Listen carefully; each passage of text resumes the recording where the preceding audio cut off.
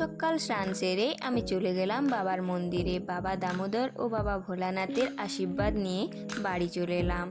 বাড়ি এসেই সকালের নাস্তাটা সেরে নিলাম।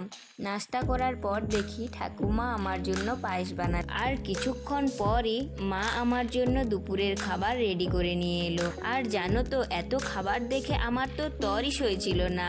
আর সত্যি বলতে জানো তো, খাবারগুলো না অসাধারণ ছিল।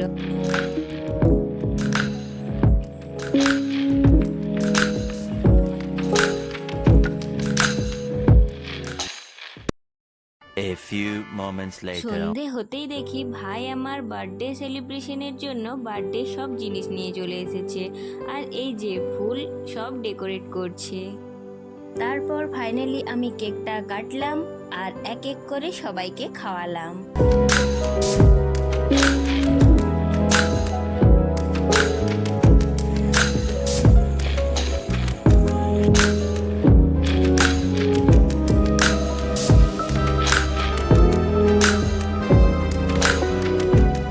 তারপর আমরা সবাই খেতে বসে পড়লাম, আর আমরা যতক্ষণ খাবার খাই তোমরা ততক্ষণ ভিডিওটা লাইক করে দাও। বাই।